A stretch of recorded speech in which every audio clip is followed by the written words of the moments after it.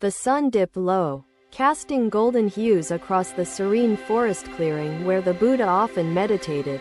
I approached hesitantly, my heart burdened with questions I dared not voice but could no longer suppress. The Buddha sat cross-legged, his posture unyielding yet inviting, embodying a balance I deeply envied. His eyes opened as if sensing my presence before I uttered a single word to disturb the silence. Why do you linger in the doorway of your heart, weighed down yet unwilling to step forward? He asked, his voice calm as the forest breeze, carried a weight that stirred my inner turmoil to surface. I sank to my knees before him, feeling unworthy yet desperate to unburden my troubled soul. Master, I began, my voice trembling, what if I fail to fulfill the dreams I hold within my heart? The Buddha tilted his head slightly, his expression neither surprised nor judgmental, merely waiting for me to continue. I strive and struggle, yet my path seems futile, I confessed. Am I unworthy of the dreams I cherish? For a long moment, he said nothing, his silence more profound than words could have ever been. Then, with a slight nod, he gestured to the small sapling growing beside him under the dappled sunlight. Do you see this sapling? He asked. Nor does it imagine the weight its stalks must bear one day. The disciple listened, his gaze shifting from me to the bamboo swaying before him. The Buddha smiled faintly, as if my answer contained the seeds of wisdom I had yet to understand. This sapling grows not with the burden of comparison but with faith in its own process, he explained. It does not despair over its size nor rush its growth. Yet it reaches for the sky, he continued. I looked at the sapling more intently, as if its quiet existence suddenly bore a hidden meaning for me. Master, are you saying I should live like the sapling, patient and without fear of being unworthy? I asked. An apt observation, he replied.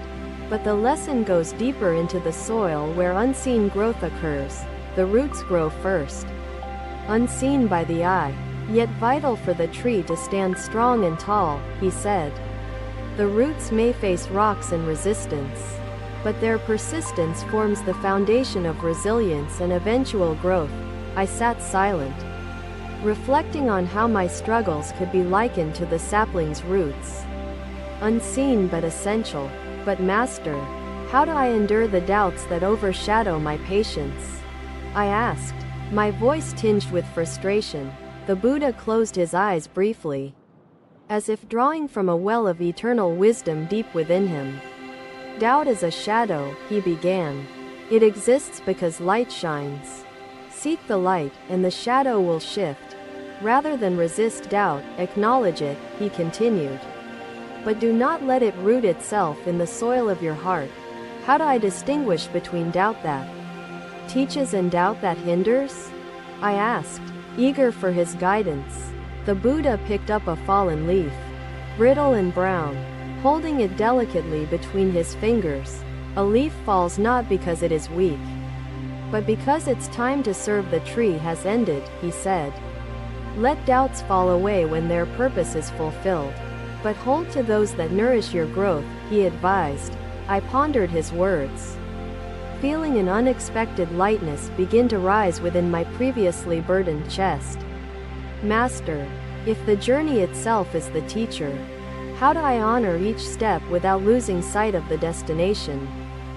The Buddha gestured to the forest path, dappled with sunlight and shadow, winding endlessly through the trees. Walk the path with awareness, he said. Each step you take shapes the path as much as the path shapes you. He leaned forward slightly, his eyes meeting mine with a clarity that seemed to pierce through my doubts. The destination matters not if the journey is walked without presence, without grace, without learning, he declared, even if the horizon appears unreachable. Each step forward is an act of faith and transformation, he explained further. I nodded slowly, feeling as though the weight of my earlier fears began to shift into something more hopeful. But what if my dreams are like mirages, Illusions that disappear upon closer inspection? I asked, still unsure. The Buddha smiled, his calm demeanor unshaken, as he spoke softly yet firmly to address my lingering fears. A mirage reflects a thirst, he said. But the journey to it reveals the truth of what you truly seek. If the dream vanishes, what remains is the clarity to understand yourself and your path more fully, he added. I let his words wash over me like the gentle breeze rustling the leaves above, filling me with quiet resolve. Master, how do I begin anew each day without carrying the burdens of yesterday's failures? I inquired earnestly. The Buddha gestured to the rising sun visible through the trees, its light breaking through the mist of morning.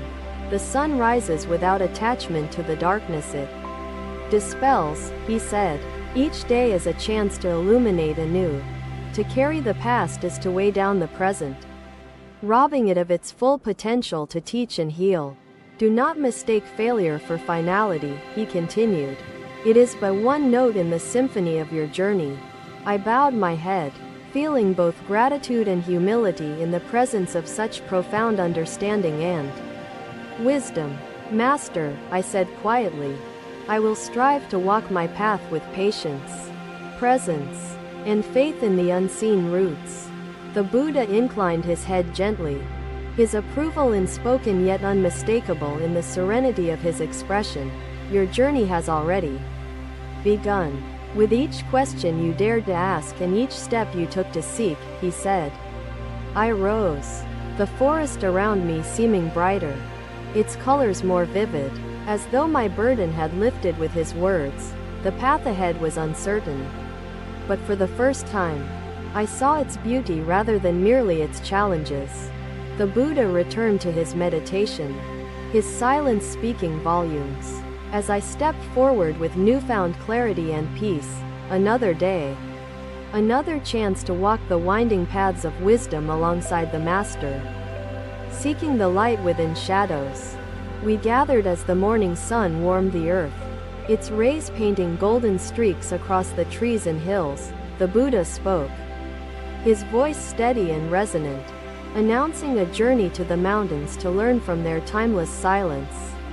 Eager yet uncertain, I joined the disciples, my heart heavy with lingering doubts despite the clarity I gained previously. The path began gently, meandering through lush greenery and fragrant flowers, a deceptive ease that masked its eventual challenges. As we ascended, the terrain grew rugged, each step demanding focus, strength, and a relentless will to keep moving forward. Sweat soaked my brow, my legs burned, and yet the summit seemed as distant as the stars above.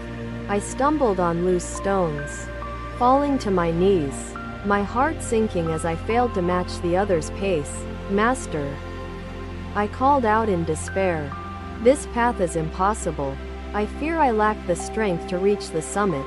The Buddha turned, his expression calm as the wind that carried his words, free of disappointment or judgment. Why do you seek the summit? Blind to the beauty of the path beneath your feet? He asked. I hesitated, unsure how to respond, my focus still on the goal that seemed increasingly unattainable.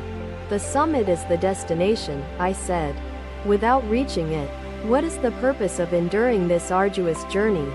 The Buddha gestured to the vibrant forest around us, the symphony of life unfolding in countless unseen ways. Observe the trees swaying in the breeze, the birds singing their songs, the kindness shared among your fellow travelers, he said. Is this not part of the journey's worth? A beauty revealed only to those who walk with open hearts. He continued. I paused, my gaze shifting to the verdant landscape I had ignored in my fixation on reaching the peak. The vibrant tapestry of life unfolded before me, a quiet reminder of the richness I had overlooked in my haste. Master, I see the beauty now, I admitted. But how does it help me if I still fail to reach? The Buddha approached, his steps deliberate, his presence grounding as the earth beneath us. Even if the summit remains unreachable, the steps you take teach patience, resilience, and joy in the present moment, he said. The path itself is a teacher, revealing truths hidden in the spaces between success and struggle, he continued. I nodded slowly, feeling the weight of his words ease the tension gripping my thoughts and emotions. But what if the summit is nothing but a mirage? A deceptive illusion that vanishes upon closer inspection? I asked. The Buddha smiled faintly, his gaze steady as he spoke with clarity and wisdom that resonated deeply within me. A mirage reflects a thirst, an unmet yearning, he explained. The journey toward it reveals the essence of your true desires. If the summit proves illusory, what remains is the clarity to understand yourself and your path more fully, he added. I listened intently, letting his words seep into the crevices of my doubt, illuminating the darkness within me. Master, how do I continue walking when each step feels heavier than the last? My strength threatening to abandon me? I asked. The Buddha gestured to the mountains, their peaks shrouded in clouds, each step unveiling new challenges and vistas, one step at a time. Ananda, he said, strength lies not in reaching swiftly but in enduring with unwavering faith. The horizon shifts with each step, unveiling truths you cannot grasp without walking through trials, he continued. But what if I falter? My steps stumbling, my spirit wavering under the weight of relentless challenges? I questioned. The Buddha crouched, picking up a fallen branch, its broken form a metaphor for the struggles of existence. A branch bends and breaks but returns to the earth, nourishing new growth, he said. So too must you rise again. I took a deep breath, feeling the resolve within me stir as his wisdom painted the path with renewed hope. Master, how do I embrace the journey without clinging to the outcome that drives me forward? I asked earnestly. The Buddha gestured to the winding path ahead, a tapestry woven with light and shadow, trials and triumphs. To live fully in each step is to honor the journey, he said. Each moment holds lessons shaping the soul. I gazed at the path anew, its winding course now a canvas for experiences rather than merely a means to an end. Master, I will strive to walk with patience, presence, and faith, trusting the path to reveal its purpose, I vowed. The Buddha inclined his head gently, his approval unspoken yet resonant, like the wind carrying whispers of ancient wisdom. Our ascent continued, each step a silent dialogue with the journey itself, a meditation on its beauty and challenges.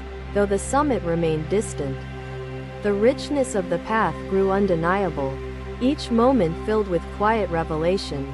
The Buddha led us forward, his steady presence a beacon of guidance, illuminating the worth of the journey itself. Another day, another lesson learned, the mountains teaching their timeless truths to those willing to listen and walk.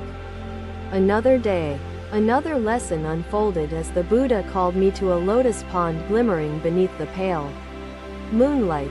The air was rich with the fragrance of blooming lotuses, their serene beauty captivating my restless and questioning mind.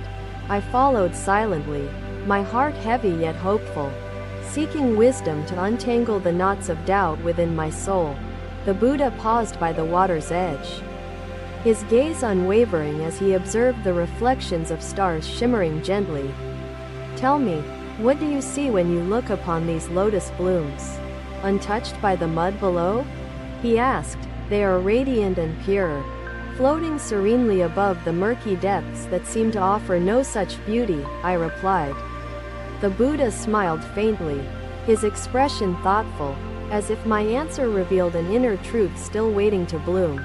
The lotus achieves its purity not in spite of the mud but because of it, he said, his voice steady. I frowned, unsure how the murky mud could contribute anything meaningful to the blossom's delicate, unblemished existence.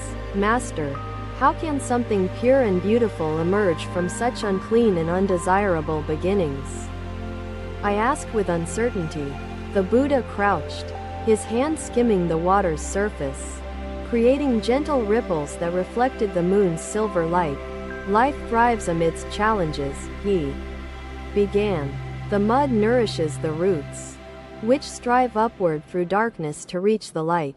The mud represents our struggles, doubts, and fears, the obstacles we encounter that shape our growth and understanding, he continued. I listened intently, his words piercing the veil of despair clouding my thoughts, though questions still lingered in my mind. Master, if the mud is essential, how do I embrace its presence without becoming trapped in its murky depths? I asked. Awareness is key, he replied. Do not fear the mud but acknowledge its role in nurturing the bloom of wisdom. Struggles are not barriers but bridges. They connect you to deeper truths and shape your resilience, he added calmly. I looked at the lotus blooms again, their quiet beauty suddenly seeming like a metaphor for the journey of life. Master, are you saying my fears and failures are like the mud, necessary for me to grow into understanding? I asked. Precisely, he replied. Without the mud, the lotus cannot bloom, just as without trials, wisdom cannot fully develop.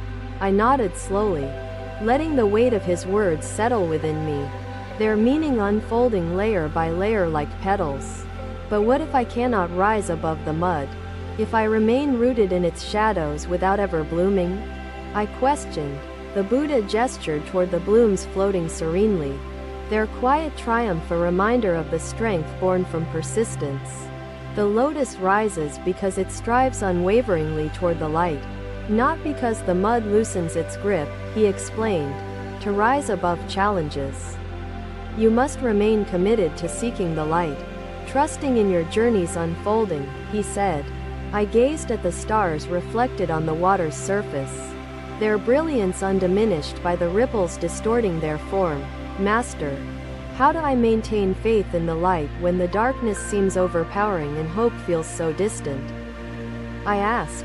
The Buddha leaned forward slightly, his presence grounding and steady, a beacon of calm amidst the turmoil within me. Darkness exists because light shines, just as doubt exists because faith seeks, he replied. The light is never absent. To focus on the darkness alone is to overlook the light that persistently reaches through, he added softly.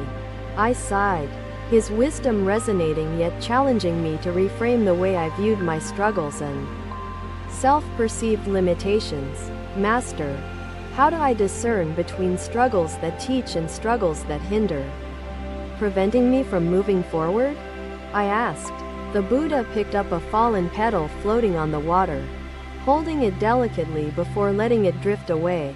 A petal falls not because it is weak, but because its role in shaping the bloom has been fulfilled, he said. Let the struggles that no longer serve your growth fall away, but embrace those that nourish your understanding, he continued. I bowed my head slightly, feeling a quiet resolve begin to rise within me as his words illuminated my doubts. Master, if my journey is the teacher, how do I honor its lessons without losing sight of my dreams? I asked. The Buddha gestured to the water's surface, where ripples reflected both the stars above and the lotus blooms floating below. The journey itself shapes your dreams, revealing their truth and teaching you to honor each step toward them, he said. Even if the dreams evolve or vanish, the lessons remain, enriching your soul and deepening your understanding, he added. I nodded, feeling a newfound clarity begin to shape my thoughts, grounding my resolve and easing the burden of doubt. Master, how do I begin anew each day without carrying the weight of yesterday's failures and fears? I asked. The Buddha gestured to the rising moon, its light banishing the darkness while illuminating the quiet beauty of the lotus pond. Each day is a chance to illuminate anew, free from the past's shadows, he said. Let the present guide your steps. To carry yesterday is to weigh down today, robbing it of its full potential to teach and transform, he continued. I watched the moonlight dance on the water, its brilliance uninterrupted by the ripples spreading across the pond's surface. "Master," I said quietly, "I will strive to embrace my journey, trusting that each step, however challenging, nurtures the bloom within me." The Buddha inclined his head gently, his approval unspoken yet undeniable in the serene calm of his expression. The lotus blooms swayed gently on the water, their quiet strength and beauty a reflection of the wisdom he imparted. Another day, another chance to embrace the light within the darkness, honoring the mud as it nourishes the soul's growth. Thank you for watching. Buddha's teachings are always with you. Subscribe to our channel and we will see you in the next video.